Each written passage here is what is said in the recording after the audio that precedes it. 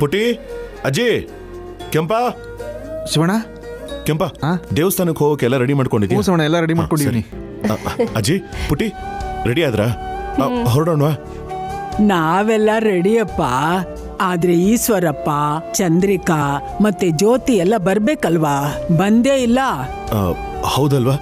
ಇರಿ, ಫೋನ್ ಮಾಡ್ಬಿಡ್ತೀನಿ.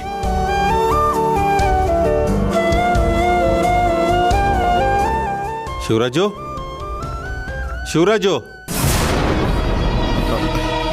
ಇಂದ್ರ, ಮಾವಯ್ಯ ಬಂದ್ರು ಅನ್ಸುತ್ತೆ.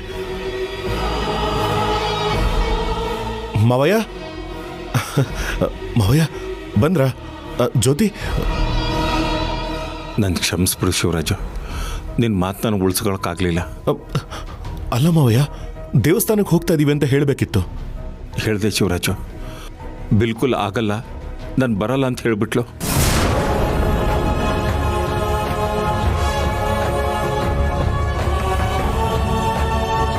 ಅದಕ್ಕೆ ತಕ್ಕ ಹಾಗೆ ಅವರಮ್ಮ ಅವಳ ಪರವಾಗಿ ನಿಂತು ಅವಳನ್ನ ಹೋಗ್ಬೇಡ ಅಂತ ಹೇಳಿ ತಲೆ ಕೆಡಿಸ್ಬಿಟ್ಲು.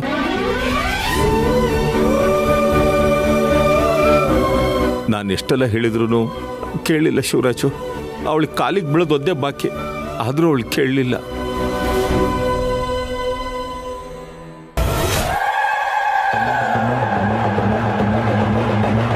ಕರೆಯೋ ರೀತಿ ಕರೆದಿದ್ರೆ ನಾನು ಬರ್ತಿದ್ದೆ.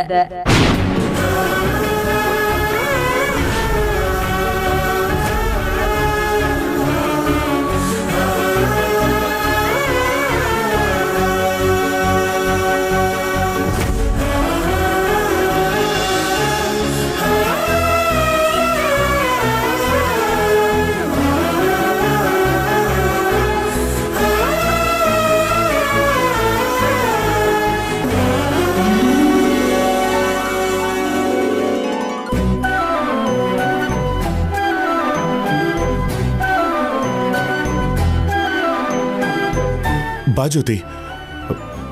ನಾನು ಹೇಳಿಲ್ವಾ ಜ್ಯೋತಿ ಬಂದೇ ಬರ್ತಾಳೆ ಅಂತ? ಬಾ ಹೋಗೋಣ.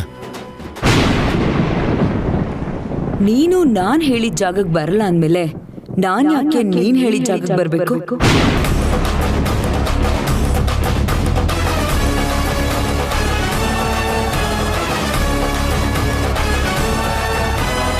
ಏನ್ ಹೇಳ್ತಾ ಇದೆಯಾ ಜ್ಯೋತಿ? ನಾನು ಎಲ್ಲಿಗೆ ಬರ್ಬೇಕಿತ್ತು? ಪಂಚಾಯ್ತಿ ಕಟ್ಟೆಗೆ.